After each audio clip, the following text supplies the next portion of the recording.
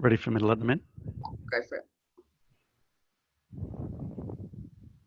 Like a drum roll. Hi everyone, thank you for joining. Welcome to our trail tutorial on how to host and style your garage sale. I'm just going to give it a few moments because there's lots of you in the waiting room just coming through, and we'll kick off very, very shortly.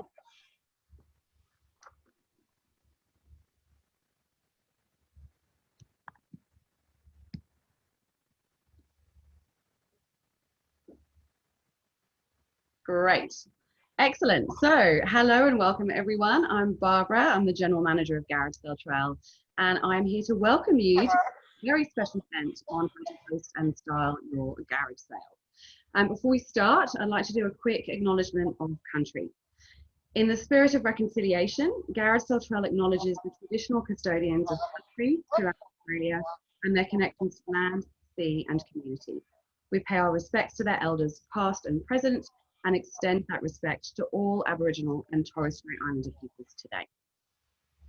So thanks so much for joining us today. We have had over 400 people register, so we're really excited to tell you all about our top tips for having a super successful Garage Sale Trail event this November.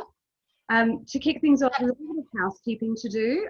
First off, we'd love you to introduce yourselves. We've got people dialing in from everywhere today, even some international guests. So tell us where you are so we can say hello to you and get excited about the fact we're all part of this event today.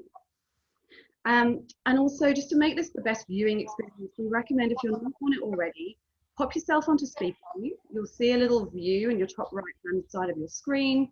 Click on that, choose speaker view, and that'll make sure you can see our amazing panelists as they share their wise words with you today. And then last but not least, send us your questions. We're expecting today lots to ask our experts, and we're really encouraging you. So anything that pops up that you think of, pop it in the chat box. They'll come through to me, and I'm sure one of our resident experts gives you all the information you need to know. So let's get going. For those of you who don't know Garage Sale Trail, we are a not-for-profit. We've been around for 11 years now, and we have, over those 11 years, been organising an annual festival of garage sales. This year, it's happening over 3-4 weekends this November. So we're kicking off this weekend with the trail tutorials, and then we're following that with 2 big weekends of garage sales happening all across Australia next week and the weekend after. It's really big. Last year we had over 250,000 Australians involved at over 10,000 garage sales. So we kind of know a thing or two about garage sales. And it's for a really important cause. Garage Sale Trail is all about community building, and it's all about helping people to reduce waste to landfill. We really believe that the small actions that each of us take in our communities, like having a garage sale, can actually have a really big impact. So for example, last year, over 3 million kilograms of stuff was sold on the Garage Sale Trail and saved from landfill. So if you're, I know lots of you today are taking part in Garage Sale Trail, so if you are taking part, that you're making a really big difference. I've just seen there's a couple of bits of feedback on the audio. We are working on that, so thanks so much for letting us know. Do pop any other comments and any technical things you're having in the chat, and we will be sure to tackle those. So Garage Sale Trail is all made possible thanks to the support of some amazing organisations around Australia. We're very lucky to work with over 100 councils across Australia.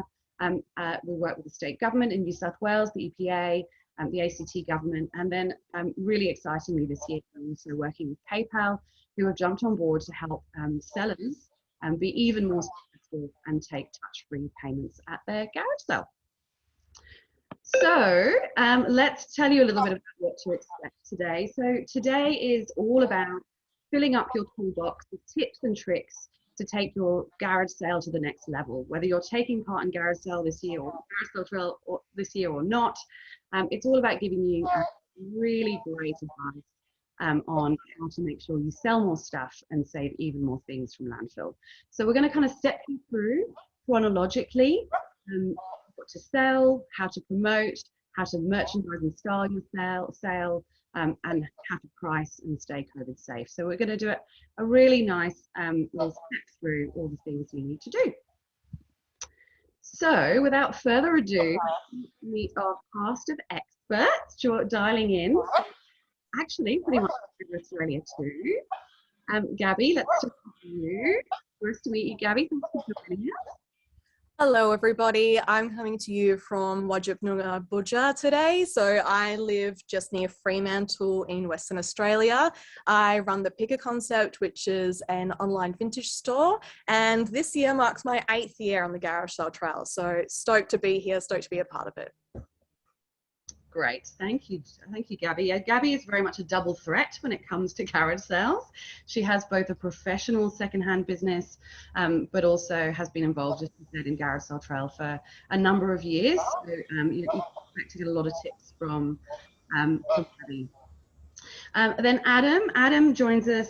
Adam is a stylist. In fact, AKA Adam, I saw yesterday, Barry Dubois' favourite stylist. Hi everyone, I'm Adam. I'm coming to you from Coogee in Sydney. I'm an interior and retail stylist, and I've been in the industry now for over 15 years, doing a lot of commercial-based styling for retail businesses, doing photo shoots, as well as art direction for television as well. Great. And in fact, for those of you that have watched the project or the repair shop, you will have seen Adam's amazing styling in action, because he was the man behind making those sets look really, really amazing.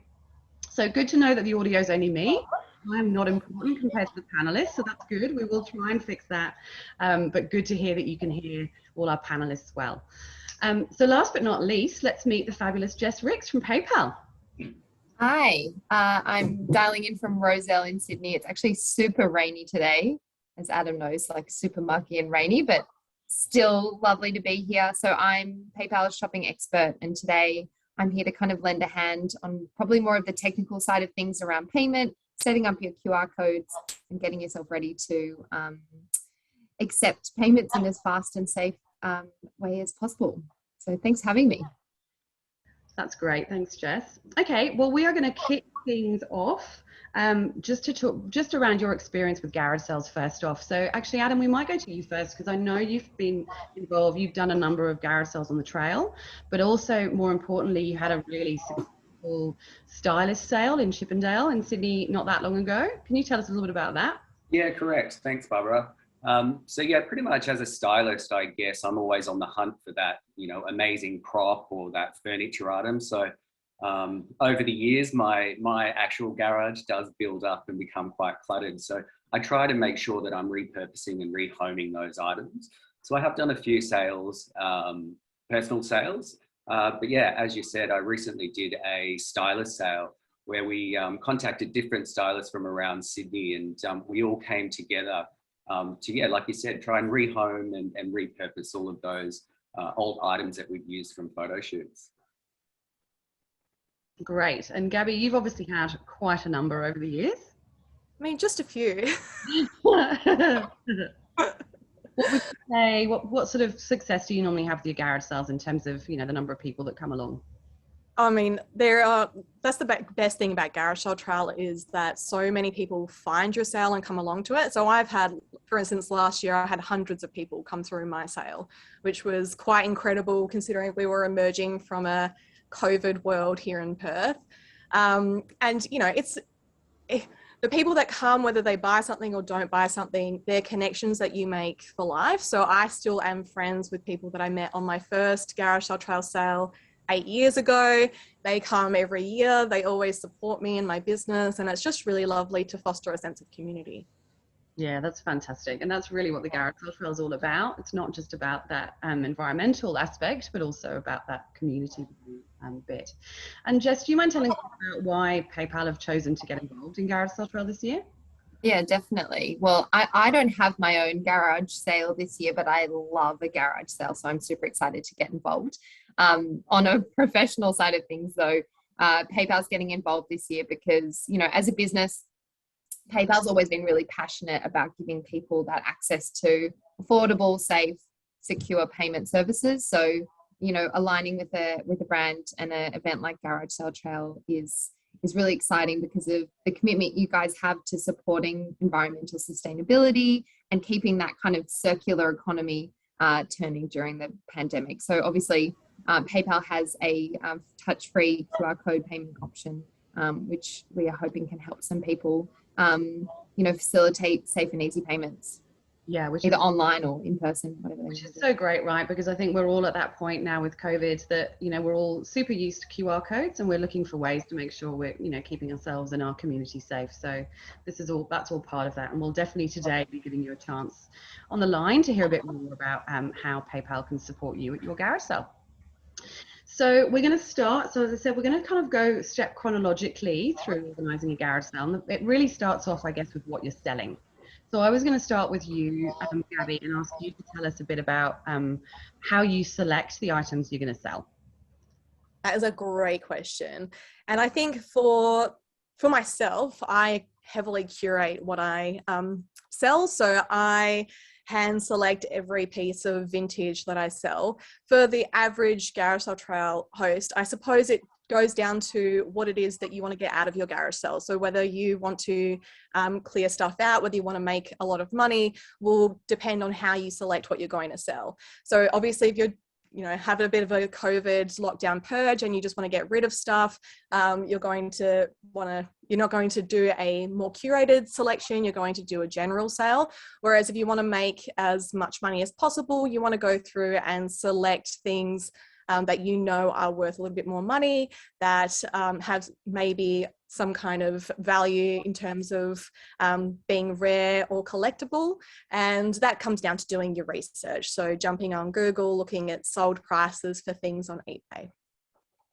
Yeah, great. And then I'm guessing it's also important how you display your items. And I think, Adam, you might be a bit of an expert on this. What would you suggest people do in terms of making sure their items are prepared and ready for being sold?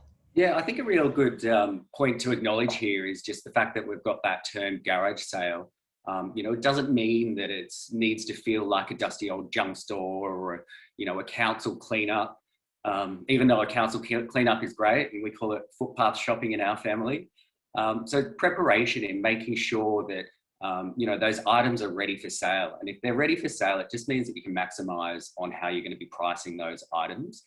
And it may be stating the obvious here, but making sure that your glass is clean, or you've got the brasso out to clean the brass.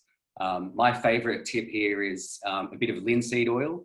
It can go a long way in restoring furniture items and pretty much anything that is made of wood, and restoring it back to its former glory days. And especially as well with clothes as well, just making sure that items are washed and mended and ready for sale. Which I guess means you can maybe put the prices up a little bit, right? Exactly right. Yeah. Good to hear on the chat that audio is improving, or has improved for some people. For others, just an FYI that we are recording this session and it will be available and sent to everyone on Monday. So let's jump into talking about promoting your garage sale.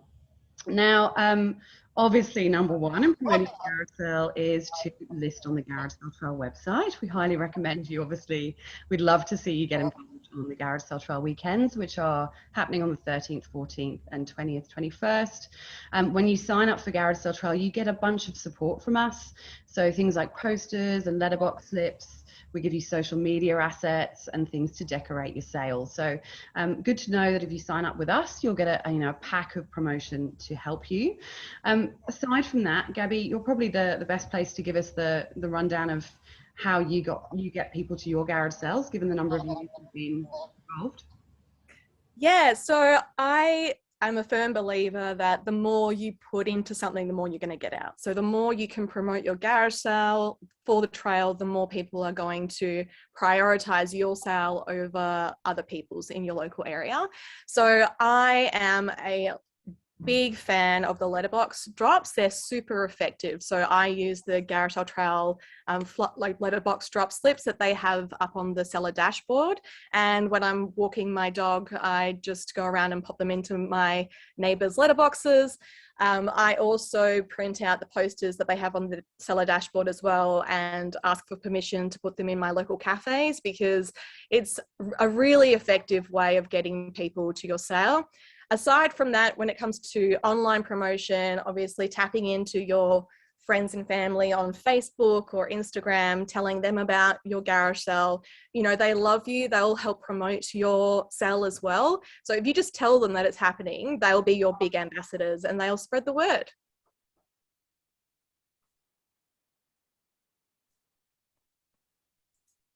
You're on mute. Here I am, classic Zoom 101. Get yourself on mute. You mentioned social media there, Gabby. What about things like buy, sell, swap groups locally? Yeah, absolutely. So if you jump onto your Facebook and look for local buy, sell, swap groups, and also local garage sale groups. So for instance, here in Perth, we have 3 different garage sale pages that you can promote on. There's a general one, and then there's a north of the river and a south of the river. So it's really great way to get a further exposure for your garage sale as well. Yeah, and I seem to remember, Adam, you had some great ideas from your social when you were promoting the style sale, right? Yeah, I guess from my perspective, you know, never underestimate the power of a great image. You know, when promoting previous sales that I've done before, my go-to formula is finding that hero item and then sending out these teaser images that, you know, can start to promote a bit of interest behind the sale. And I would say that my top tips for creating a cut-through image is when you're setting up your shot, make sure that you've got the light right, that all of the key features, whether it's the pattern or the color, are visible, as well as just making sure that you've got negative space around those items as well. You know, room for that product to breathe.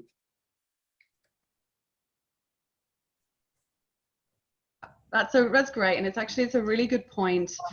Also for your Garage Sale Trail listing. So for those of you that don't know, when you register for Garage Sale Trail, you get a listing on our national map that is searched by hundreds of thousands of people over the weekend events. People can go and search for you by suburb and what items you're selling. And it's really important on that listing for Garage Sale Trail to come up with a fun name and to think about the images you're using. You know, take some of those tips from Adam to get some of your hero items showcased there too. Yeah. And then we've talked about social, we've talked about neighbours. What about signage? Yes, signage is so important, especially if you live further away from the main road, you need more signage. So I like to create a map of where I think people will be driving from, and I will go and pop signs out on every street corner I need to be able to direct them to where I am. Bearing in mind, obviously, the more signs you put out, the more signs you're going to have to bring back in at the end of the day. But it is worth it to get that street traffic of people who may not have even heard of the Garage Sale Trail before, may not be on Facebook or Instagram or across what's happening in their community, or maybe are just, for instance, traveling into Freo for the day and see the sign on their way in. Yeah, how about this? I've just brought up a couple of examples to show people what we've seen people do in the past that's been super successful. And I hadn't even seen this previously. How about this for a great signage, but also doing some social on the day or just before, and using the hashtags for your local area? How's that for a top tip? So good. And that's just such a great way to tap into your local community, because unless you're selling virtually, they're the ones that are going to be prioritizing your sale. So you really want to be feeding into that local community group. Yeah, absolutely.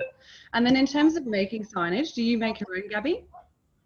I do a combination. So I make my own, and I also use the posters from the Garage Sale Trail website and get them printed off really large at Officeworks. Yeah, great. We're just showing you a few examples. I think we're probably just to show you some of the variety of different ways you can do it. Like, it doesn't need to be particularly fancy garage sale signage, but it just needs to be, I guess, it needs to stop people in the street.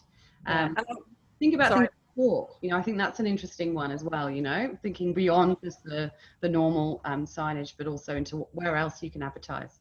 Yeah, and I will say as well, you don't want to put too much writing on the sign, because it's really hard if you're driving at 60k an hour down the street to be able to read what is happening on that sign. So if you just pop on there the most important thing, which is garage sale, maybe write vintage if you're specializing in vintage to get people to turn off, and an arrow directing them to where to go, that is more pertinent than trying to put your entire address on there and the start time and all the other things. Yeah, okay, that's great. Do you mind recapping on that, Gabby, in terms of what you recommend for putting their signage? And that's a really important point. For me, I literally just put garage sale and then a giant arrow. And then depending on where I am, so from the main road, I then do a second side and it says vintage sale with a giant arrow, pointing them to the street they need to turn down. And then as they get closer to my sale, I put like a more descriptive one. So I'll put garage sale Murphy Street or garage sale Rainy Crescent or whatever. There's a great question actually come in that makes sense to address now around signage ideas if you live in a unit. That is an excellent question. So in the past, I shop at a lot of garage sales for my business. And whenever there is a garage sale for a unit, they pop it down at the apartment block entrance. So from the street, you just do your general garage sale sign, and then at the entry for your unit block, you do a more descriptive one saying the unit number and all the other details. Yeah, great. Adam, you're obviously on screen at the moment. You have a couple of examples, I think, coming up. Do you want to talk through them? Yeah, so I popped this in and it kind of touches back on creating those cut-through images and signage for, you know, social media and drumming up business. This was a bit of creative fun that we had in lockdown, but I thought it was a great example of just showing that, you know, there are different ways that you can tackle that signage or generating that interest. You know, simply using items from that sale to create that signage is not only fun and quirky, but it sells that dream of the garage sale as well. Yeah, absolutely. And the treasure that's on offer. Yeah, and I popped these other two slides in. These are two other images that I've done for a retail client before. So again, it's just, you know, I popped that in not so that I can see everyone suspending cameras in the rafters to create these giant images, but more just to start to, you know, think a little bit more creatively and think outside the box when creating those sort of signage and interest images. Yeah, well, it seems like the perfect segue, doesn't it, for us to tap into some of your styling knowledge, Adam, and talk about actually styling for the sale day. So we've talked a bit about how to promote your sale and the important things to do there. Let's talk about actually making your sale look great so that people want to buy more stuff. Yeah, and it's a good point because like we were touching on before, you want to make that experience for that customer feel like they're coming into that retail space. So I've jotted down 3 top tips that I could suggest for styling a sale, and I've broken these down into 3 tiers depending on how adventurous you're feeling. So the first one would be groupings, working out how to sell that story or tell that story to the customer in groupings. So it's grouping items together in trends or styles. For example, you could pull together a boho look, which features lots of natural fibers, natural textures and muted colors. Otherwise, it's more of a classic look or even a retro look focusing in on one era. That way you can tell that story, and then that can also maximize in multiple item sales as well. Yeah, so you'd recommend doing that for maybe images you took to promote on social beforehand too? Yeah, absolutely. And that's what I've done previously in drumming up that interest. It's, you know, dappling these little sort of nuggets in front of people so that they can see what's coming up and see what particular styles that garage sale has. Yeah. So there's kind of a double whammy there, I guess, in terms of getting people to come along, but then hopefully getting people to buy more than one thing. Exactly right. And now that second tier focuses more around colorings. Oh, that was a good example of that boho look. So it's grouping those products together that have those sort of more textures. They're a bit more earthy in their tones, and that way it can sort of sell a story. So someone can come in and immediately see that in their home. They'll buy the artwork, the cushion, and potentially a little bit of decor as well. This again is sitting more into that sort of fashion-based trend. So in terms of that image, we've pulled together a base tone of the blacks and the whites and the dark navies, and then even a fresh bunch of flowers into the background there, just to really sell that romantic dream of that fashion style. Yeah, great. But yeah, touching back again on that second tier, it really is working in with that simple color theory. You know, be inspired by film, be inspired by TV or nature as a color palette. Otherwise, complementary colors, so picking colors that are going to work together, as well as contrasting colors as well.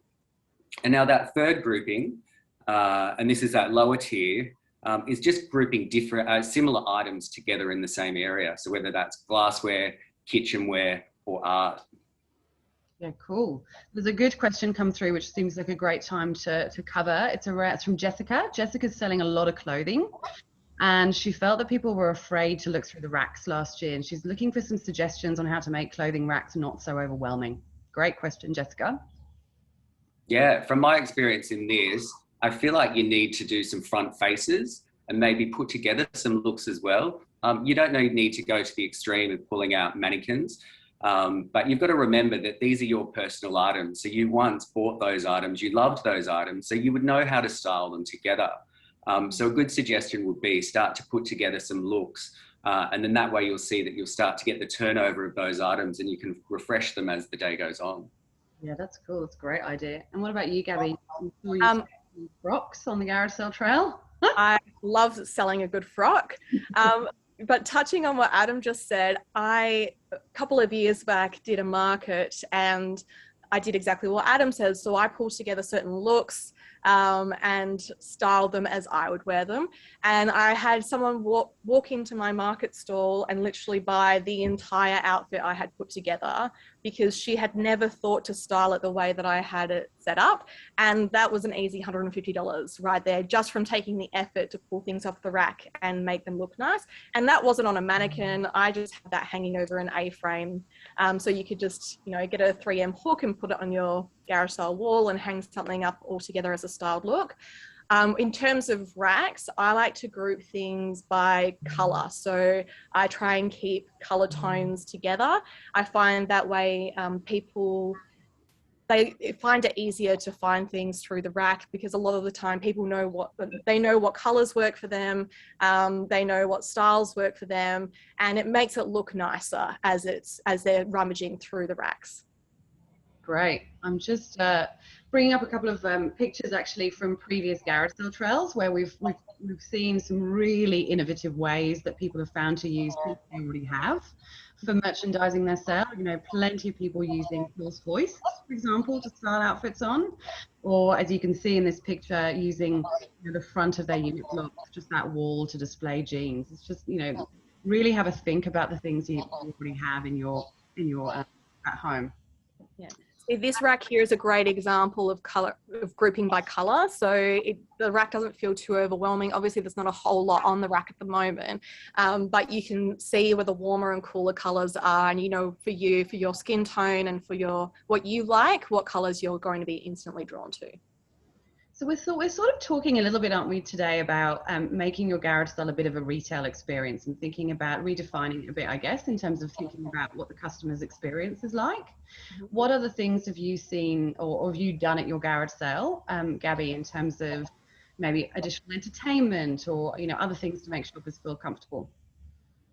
So I always make sure I have music on. Music sets such a nice tone for the day. I've been to other garage sales where people have live music or DJs, which is really cool. I just find for me, I have a Bluetooth speaker and I play some, you know, usually retro soul music because that's what I like, and it kind of sets a nice funky tone for the afternoon. I pre-COVID would always do a baked spread as well. So I'd always have, you know, your baked cookies and cakes and stuff like that. I haven't done that since COVID kicked off last year. The same thing with tea and coffee. But the big thing I do is I always have a kids station set up because parents that are shopping with kids find it really overwhelming if they're not able to look freely and if they're worried about their kids touching every breakable item. So just something easy, having a kids colouring in section, which there is a colouring in sheet up on the Garage Sale Trail website that you can print off, and having a few like toys and kids books just to keep them occupied. parents then can walk away, they can look at stuff and they're more likely to spend cash. Yeah, it's a great tip, Gabby. It's really good. And what about you, Jess? I know you love a bit of market or garage sale shopping. What have you experienced as a shopper that you would you'd love to, you really enjoy when you're out secondhand shopping? Yeah, well, I actually strongly agree with Gabby. I love seeing music at some of the garage sale events. I think whether it's like a full band in someone's cul-de-sac, or if it's just, one person playing guitar in a driveway, or just a really great Spotify playlist. What we've actually been seeing, which is really cool, is that people have been setting up QR codes for the buskers as like a digital tip jar.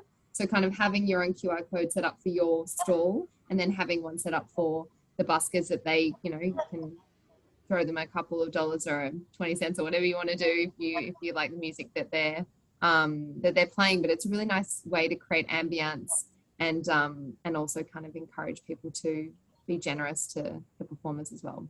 Yeah, that's super cool. And certainly on garage sale trial with 11 years, we've seen everything, as you can imagine, from pet reverence, giving away free pet baptisms with every sale. Just the weird, the wonderful, and it really does help the sales stand out. Just we've seen themed sales. I know there was a Dolly Parton themed sale. There's a Samba themed sale on the garage sale trail this year, and in fact, I was just reading about one this morning, which was the "My Husband Needs New Food" sale. So even something like giving it a funny name and theme, it really helps to get more people to come on. So there's actually a good question from Andrea, which would be good to cover. Is it preferred, and I think this is a good one for you, Adam, that things are located at a suitable height level, e.g. table shelves instead of on the ground, so people don't have to reach down? Yeah, I think it's all about finding the layers in everything.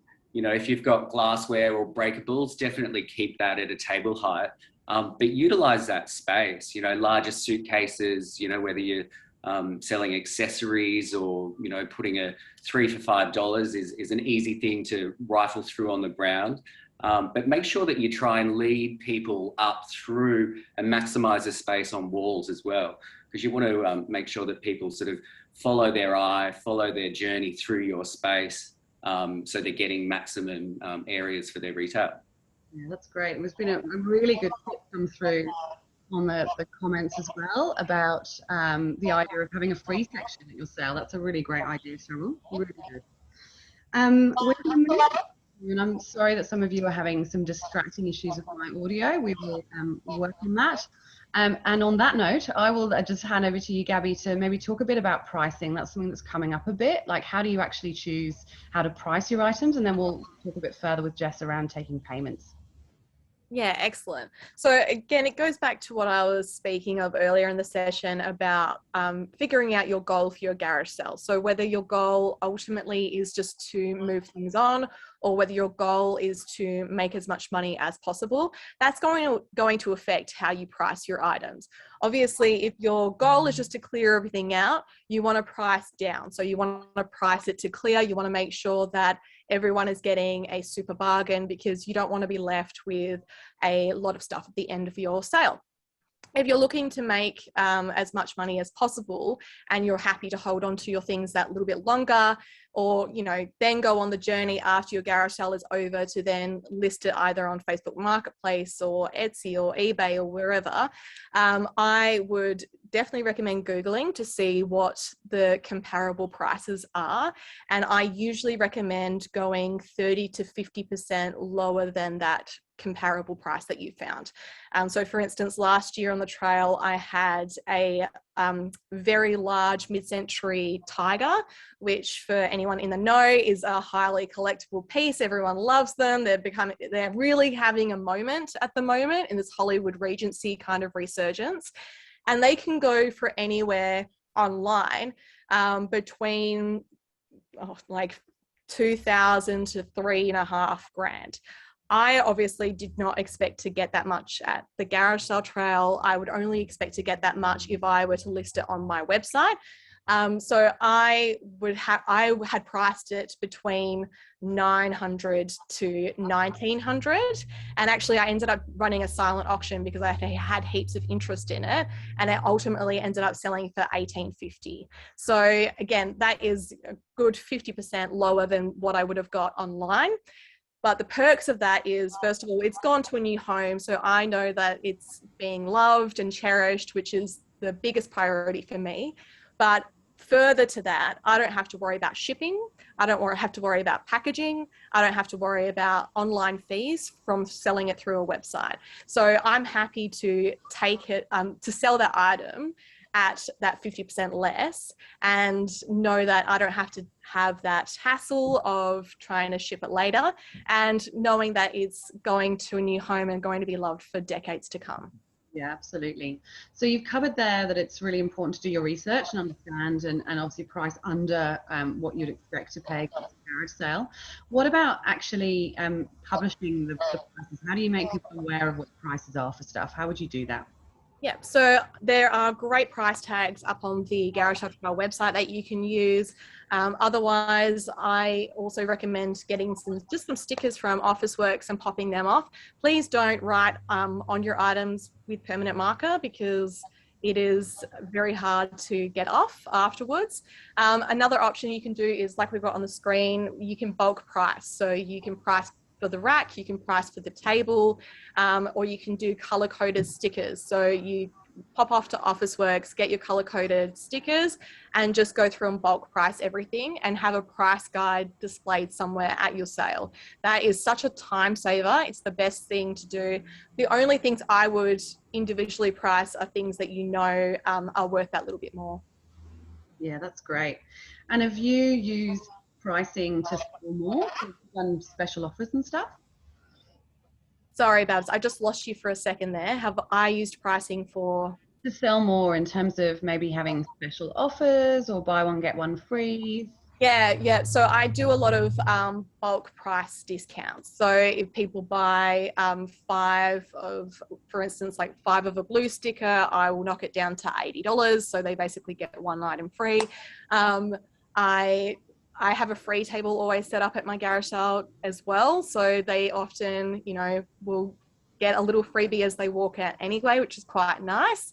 But there was a question that came in before about how you deal with haggling. I just haggle. So that's how I deal with it. I always make sure that I factor haggling into my pricing. So for instance, I know that I said earlier, you price at 50%, and that's true. If you want to get that 50% mark, so for instance, with the big cat, if I wanted to guarantee I was going to get $1,700, I would price it up at $1,800 or $1,950, and then leave that space for haggling. So I could ultimately then get my $1,700 that I set myself as a goal.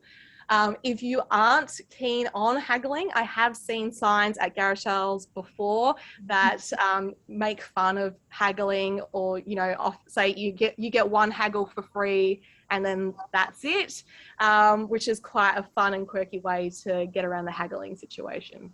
Yeah, totally. What about you, Adam, on the haggling tip? Oh, I just lost you there for a sec, Barbara.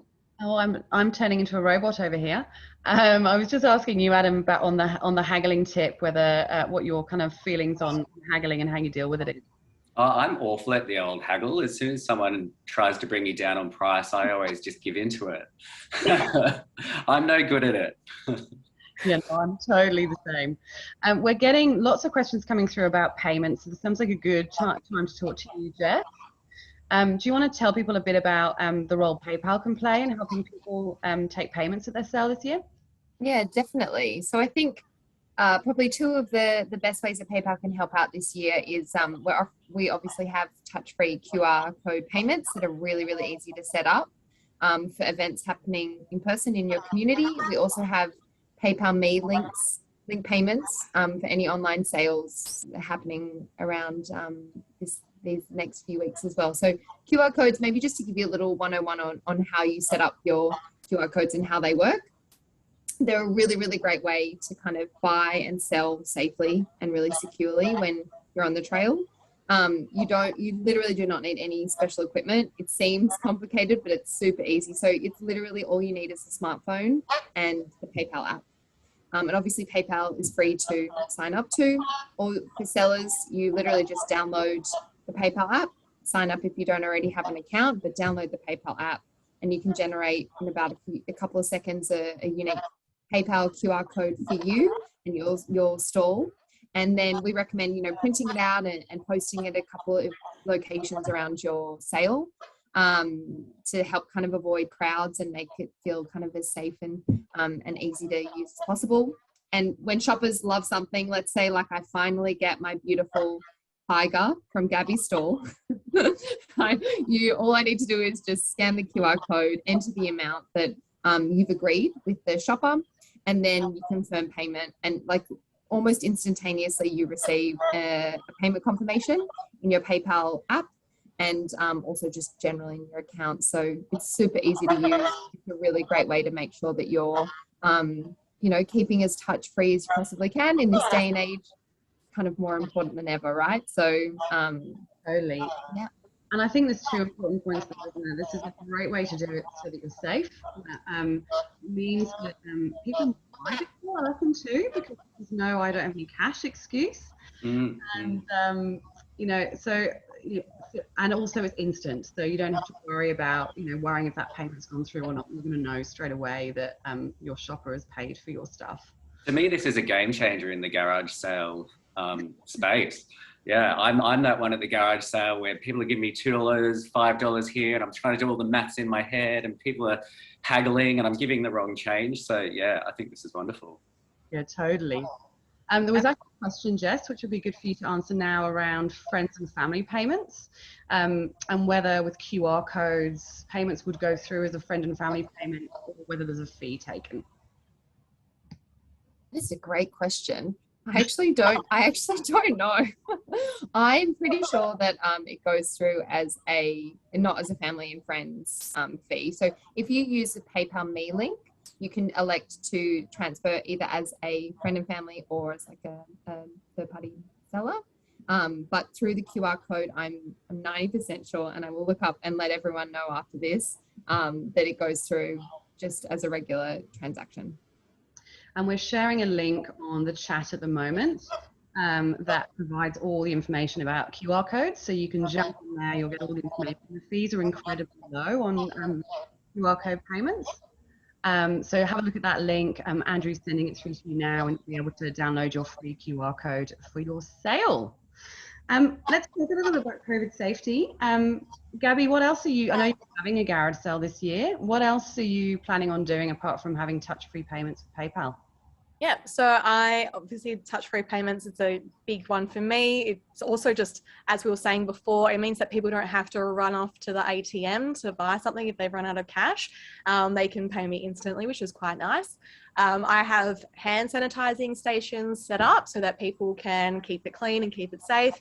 I make sure that everything is clean in my space as well. So I go through quite regularly and clean it, and I'll make sure I do a big clean before Garage Sale Trail kicks off. And I try and make sure that things aren't too crowded. So I get quite a lot of people here for my garage sale, and there's nothing worse than having your space so cluttered that people can't move in. And I find that as well when I go to garage sales, even me as a professional treasure hunter, I get really overwhelmed in a cramped space. And if I'm overwhelmed, I'm not buying. I will just leave. So you want to make sure that your space is as airy as possible, that people have room to move, that they're not going to be jammed in like sardines, because if they can't get into your sale, they're not going to be buying anything from your sale. Yeah, good point, Gabby. For those of you that don't know and that maybe haven't signed up yet, just worth knowing that when you sign up for Garage Sale Trail, you get a bunch of tips and support to help you stay safe. So you'll find when you register, you get a dashboard, and part of that gives you signage for your Stay COVID Safe. You get a checklist and heaps of tips and support, and we'll also step you through how to take your PayPal payments as well at your sale. So well worth being across that. Thank you guys for the questions. Keep them coming. We're going to now touch on what happens with stuff you don't sell. We know that you're going to sell most of your stuff that you sell, but you might not sell everyone. Sell everything or everyone or your family. Why not sell all of them at the same time? We're going to jump onto that. Put through your questions. We're about to get to those. So if you've got burning things you want to know, we'll make sure we pose those to Adam, Jess, and Gabby very shortly. So Gabby, let's go to you in terms of what you do with anything you haven't sold at your garage sale. Yeah, brilliant. So obviously for me, I'm in a unique situation where I sell everything that I have for a living. That's my job. But before I started this as a business, this is back in the day before there was Facebook Marketplace. I used to list my stuff on Gumtree. Now I would list it on Facebook Marketplace to keep the good vibes going. I always make sure that if there are things I don't want to invest my time into getting the money from, I will take them in store to an op shop. It's really important to drop it in store rather than in the bins or at the front door of the op shop, because the minute you do that, the op shop then can't sell it. I always make sure that the items are clean and good quality as well. So if you're not going to give it to your friends or family, don't donate it to an op shop, because they then have to chuck that into landfill, and we want to be diverting waste as much as possible. But yeah, Facebook Marketplace is a really good platform to start if you want to move stuff onto. You could also go for Poshmark or Depop or eBay if you're reselling clothes and want to move them along.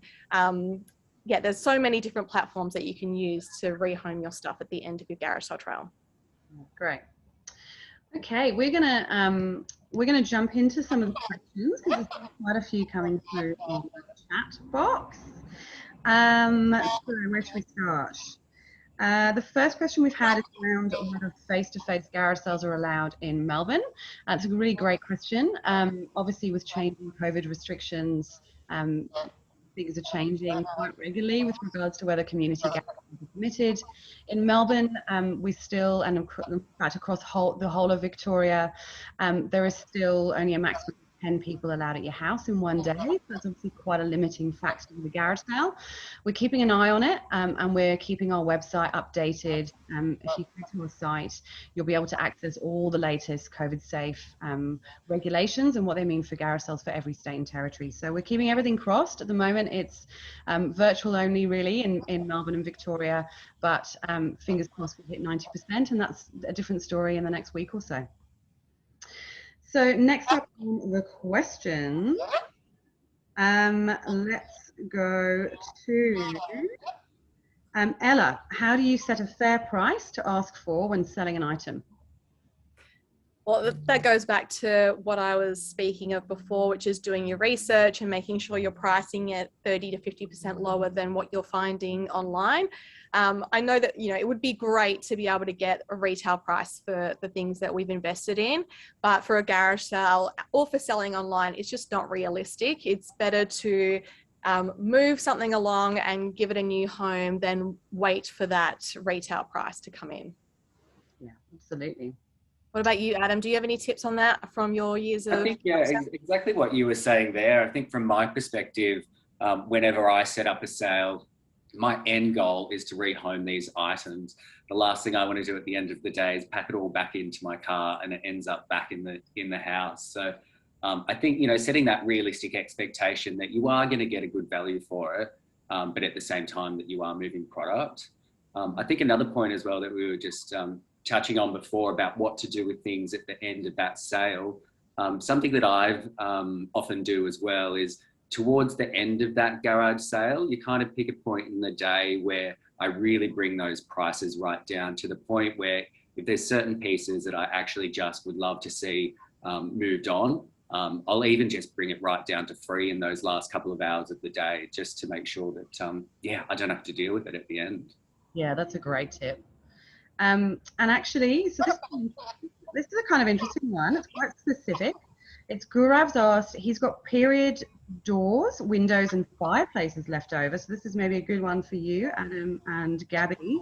The renovation to Federation home in Roselle. Is a garage sale a good way to sell stuff like that? Yes. Yes, absolutely. So one of my first years on the Garratal Trail was actually selling off a lot of Federation doors and antique pieces, and they sold like hotcakes. I grossly underpriced them. I know better now. So make sure that when you're listing on your Garratal Trail page that you put photos up of the doors and the things you have on offer, and do the same thing when you're promoting it across any of the buy sell swap groups, any of the Garratal groups on Facebook. If you put the photos up, the people will come. Good question. And on the same tip, actually, around stuff to sell, Jenny Jane has got framed paintings and prints to sell. Is $50 too cheap?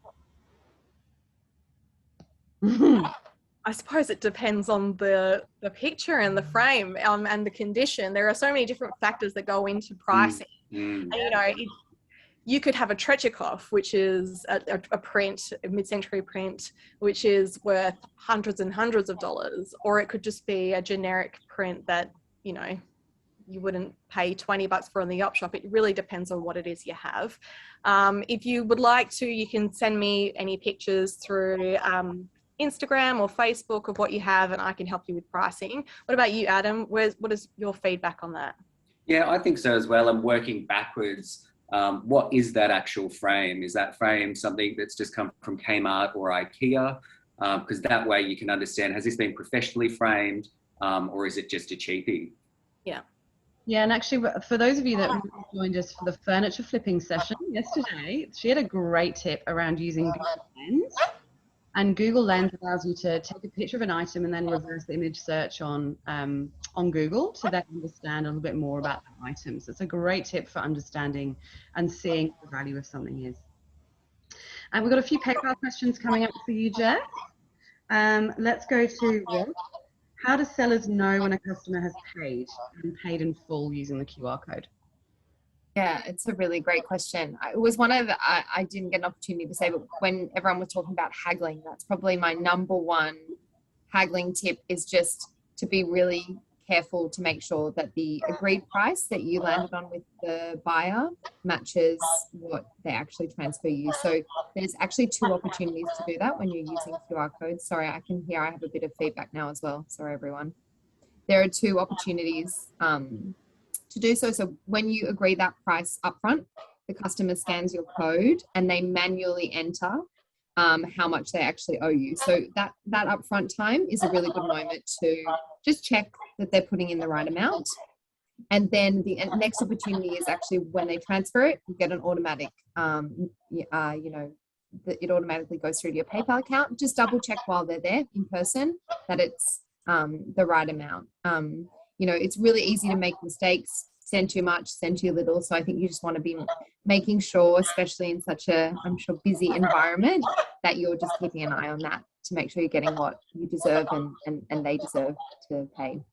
When I've had people pay through the PayPal QR code before as well, it automatically sends a text message to your phone saying that Jenny has paid you X amount of dollars. So you get that instant notification through your text message saying exactly how much they've paid, which is a really great way to keep track of it. And then another one actually along a similar vein, which I think is super important, is the buyers need the PayPal app to pay you by QR code. So did you say, why do you need the PayPal app? Shoppers need. So am I robotic again? Does shoppers as well as sellers need the PayPal app in order to buy? No, I don't believe they do. So shoppers need to scan the QR code and it will automatically. No, shoppers also need to have the PayPal account, I believe. That's a question that I don't know the answer to. It's a great one. Yes, shoppers do need to download the PayPal app. Yeah.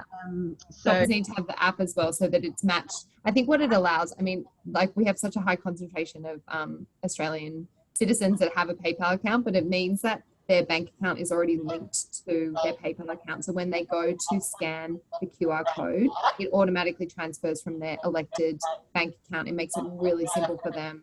They don't even need to be carrying their wallet with them. They can do it all through their phone. It's really easy. And again, we'll make sure you've got all that information in the chat for finding out a bit more about QR codes.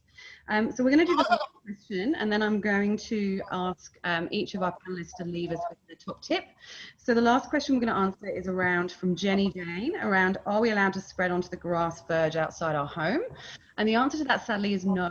So garage sales need to happen on private property, or you need to have permission from the landowner if it's not your property. So let's head to each of our panelists and just get them, given we're getting pretty close to 3, let's get them to leave us with their top tip, and we'll do a little wrap up for you all. So let's start with you, Gabby. Oh, asking me to pick one is like asking me which of my children is my favorite. That's the right answer. Feel free to take 3.